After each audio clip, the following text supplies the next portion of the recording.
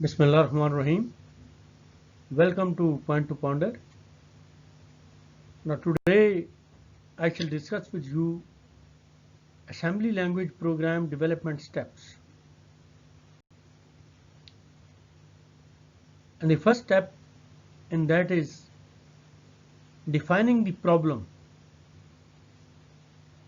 And the problem is that a team of BEE students of university consisting of 35 students have been assigned to develop an assembly language program.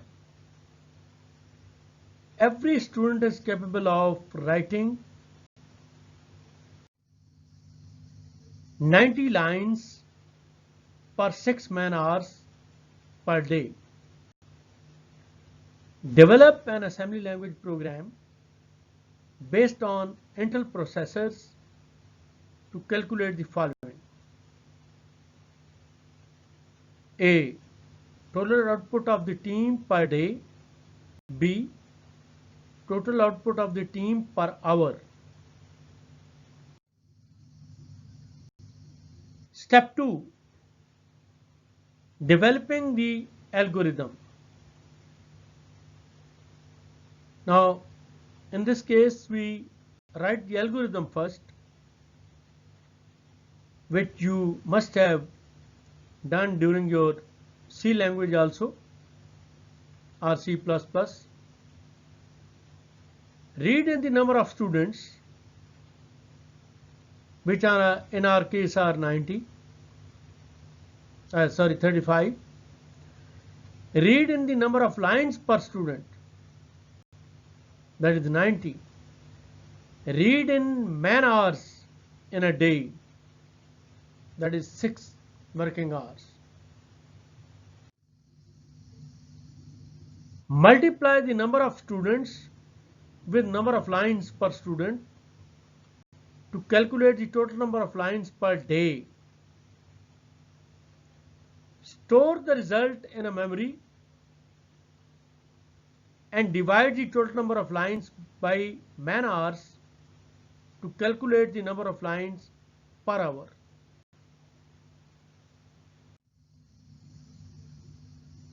And store the result in memory.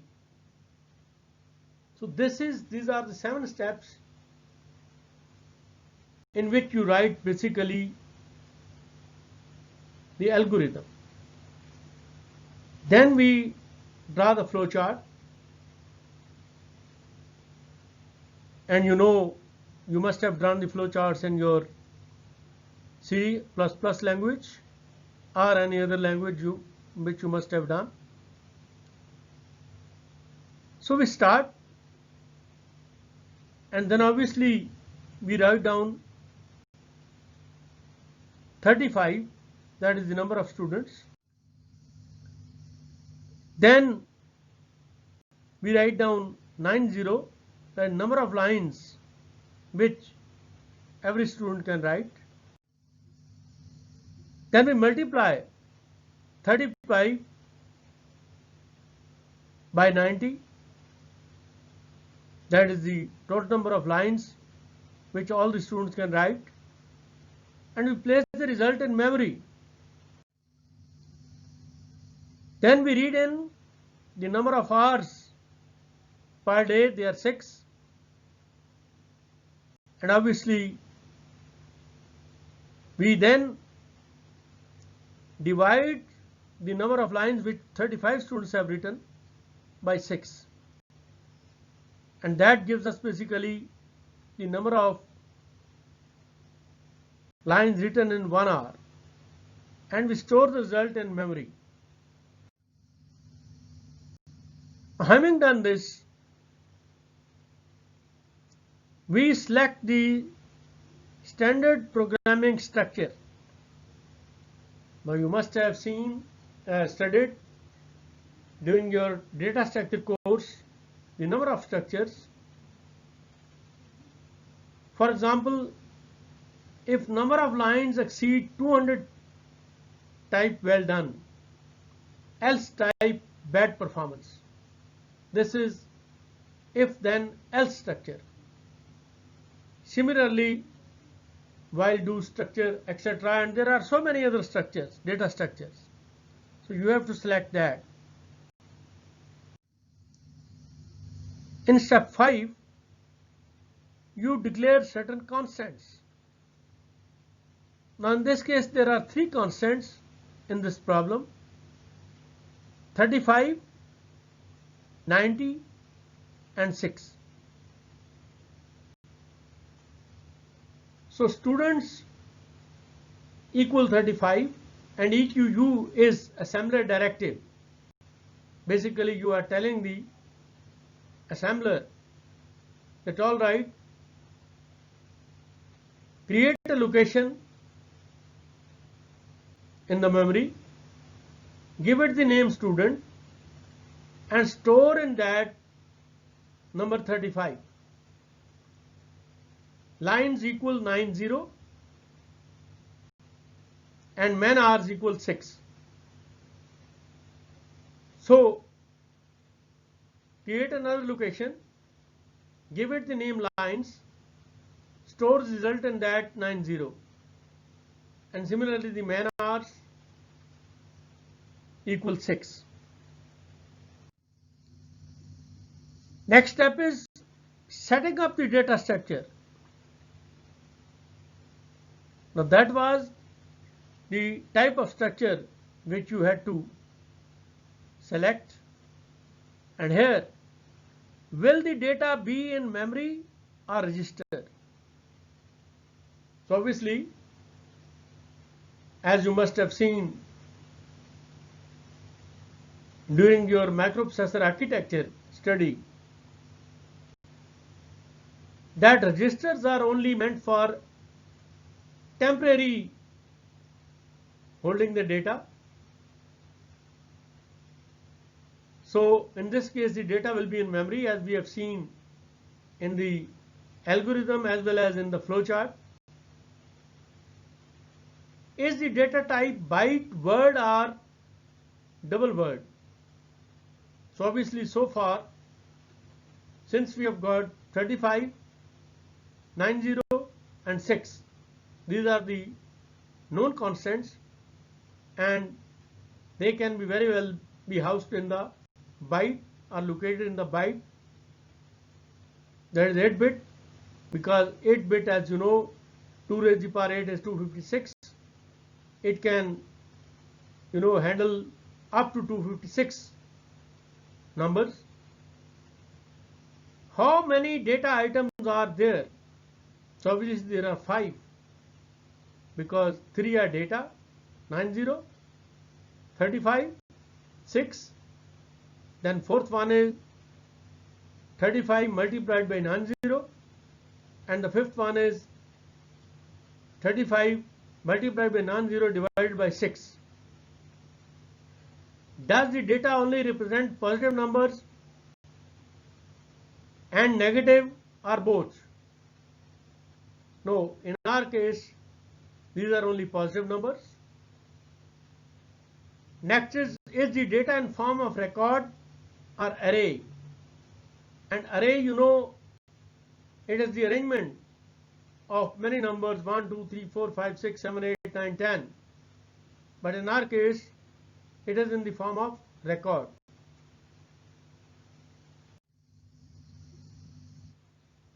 Next step is initializing the segment registers or devices. So we want to, now you must have studied during the computer architecture or the programming model of microprocessor, the segment registers. There are 4 types.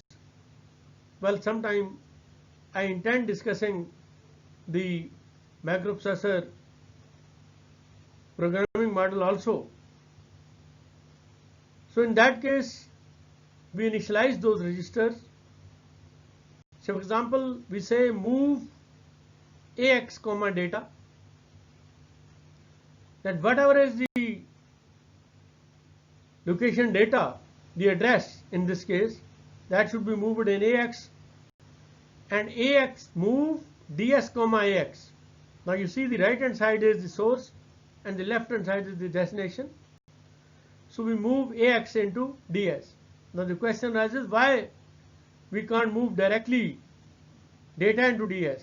No, you can't do that. We first have to move data into AX, and then the contents of AX can be only moved in the DS. Now that is a compulsion by the Intel processors who wrote the assembly language for this. You do not have the choice for it. Choosing the instruction to implement algorithm.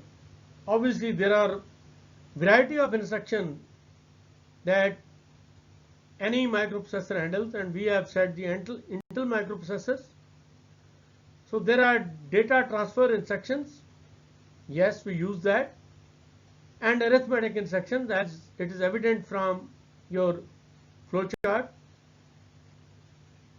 Then there are logical instructions, shift and rotate instructions, input and output instructions, string instructions,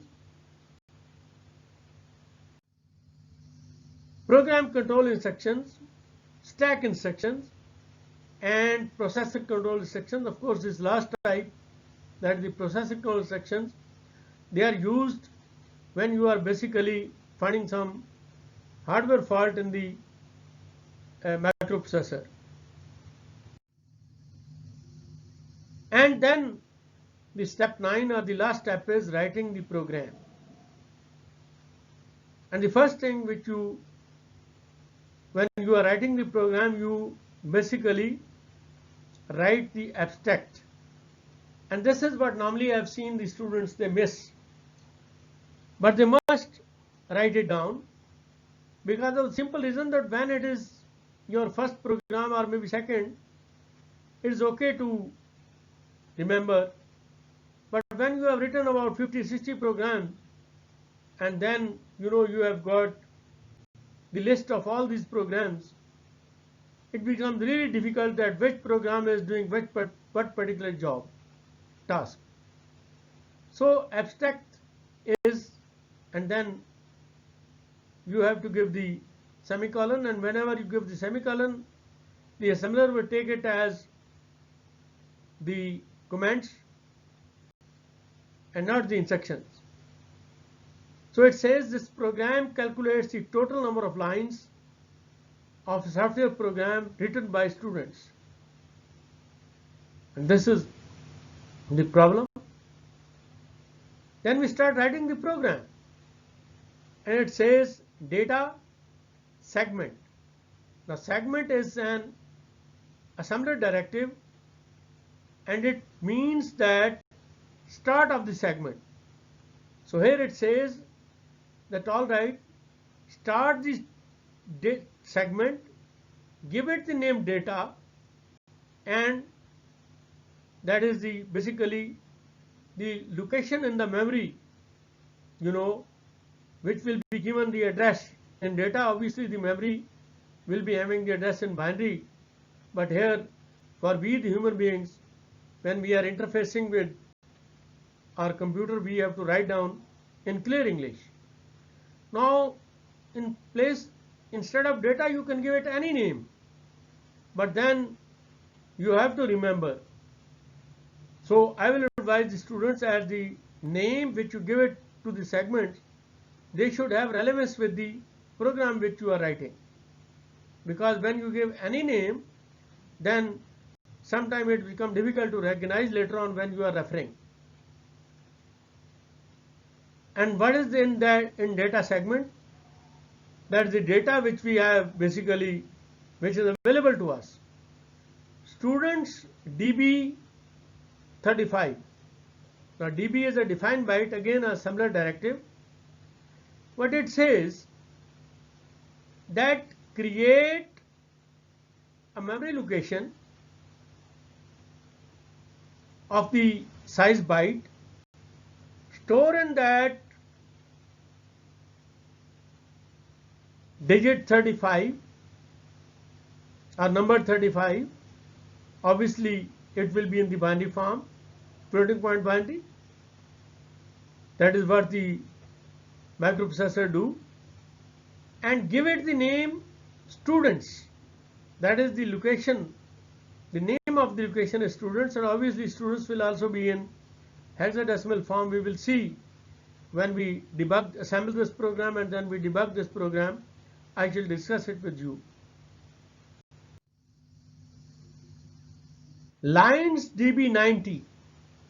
So similarly, create another location of the byte size, that is 8 bits, and store number 19 in this, which is the number of lines per student which they can write, and give it the name lines. That is the location of that particular that is the address of that particular location. Similarly, man hours DB6. So again create another location of byte size, store 6, that is the persons hour per day or man hours, and give it the address man hours. Now these were the known constants, and we knew that they are all in byte. Next is out day, that what is the output of per day. So here we say define word, because we know that when we multiply 90 with 35, then obviously it is going to be greater than 256. That is 8 bits. So it has to be 16 bits, because 16 bits can house 2 raised to the power 16, number which is basically 64K, or precisely 65,036. So when we say define word, so create two locations. As I told you previously also in some video, that microprocessor, they store the data in 8 bits. So you have to reserve two locations. That is why we use DW, and we put question mark, because so far we don't know what is the what has to be stored in there. And similarly, outage, output per hour, again we don't know. So again we reserve the word, define word, and then we say data ends, and ends is again the assembler directive which says that segment ends whose name was data. Okay, so data ends. Then next we start the code segment, and we say assume CS column code, that is the code segment. Code, code segment is basically being represented by CS, and data segment by DS. And then we start writing the program, and we say start move AX comma data, initializing the register, and move DS comma AX. So basically we are moving the address of the data in our register DS, that is data segment. Move AX comma students. So number of students are being moved in AX, and then we say mul lines, but that is multiply. So what it reads? It reads that multiply lines with the contents of AX, that is the number of students, and put the result in AX, that is the accumulator. This is what the mul instruction says. So that will AX will have the total number of lines per day. Now if you see the flow chart, we have said that move out day comma ax, that is ax, the result, that is total number of lines, they are to be put in a memory which with the address out day, which we have just defined in our data segment we have created. Then we say move bh comma man hours. So man hours, that is number of 6, number 6 is being moved in the higher portion of the B register. And then we say div bh. Now what does this instruction div bh mean?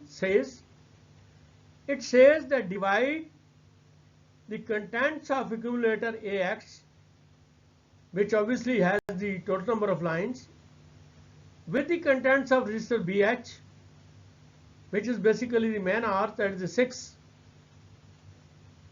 and put the result in ax. So that is the total number of lines per hour. And now the contents of ax, we say move out h comma ax, that is the content of x, that is the number of lines per hour, they are to be shifted to out h memory. And then we say this is where our core program, we have done it. And then we say move ax comma 4cc0h. Now 4cc0h is basically a DOS functional call, and that it says that you gracefully exit to DOS. Okay, and then we say interrupt 21h. Now interrupt 21h is basically an interrupt which implements all the functional calls. There are so many functional calls, and every functional call in the DOS has to be implemented by interrupt 21h. And here we say code ends, that is the code segment has ended. Like we said, data ends, similarly code ends. And obviously this program has to run time and again. So we say start and start, that is end is again an assembler directive, and we say that all right, you go to the start, that is the beginning of the program, and start running it again. Now these are the 9 steps which I have devised, and I will advise you that how you proceed in learning the assembly language, that whatever instruction you learn, that of the microprocessor, then you should try to write down a program, then assemble that program, then execute that program, and then debug that program and mature it. And then you read other instructions and some more instructions and some more instructions. Otherwise, if you start learning the instructions first of all, then it would take at least 6 months to first of all learn the instructions, and then another, you can say, 3 months to implement it, to write the program. But you have got only 1 semester, 48 lectures, and in those 48 lectures you have to learn the programming model, learn the instructions also, and then implement those instructions. And if you spend maybe 40 lectures for learning the instructions, and then only 8 lectures are left for the practical, that is writing the program. So if you adopt that approach, you will not learn assembly language. But if you adopt the approach which I am recommending you, that is the instruction 2, 3, 4 instruction which you have written, which you have learned, then just try to write the program which involve those instructions. Try to write the program, implement it, execute it, and then obviously debug it. I will tell you that how we assemble the program and how we debug the program, and that way you will, by the end of the semester, you will be learning the assembly language. You must have learned the assembly language, but of course to become master in the language, in any language, you require years of practice. Thank you very much. If you have liked my video, then please subscribe my channel, like it, and distribute it, share it with your friends also. Thank you very much.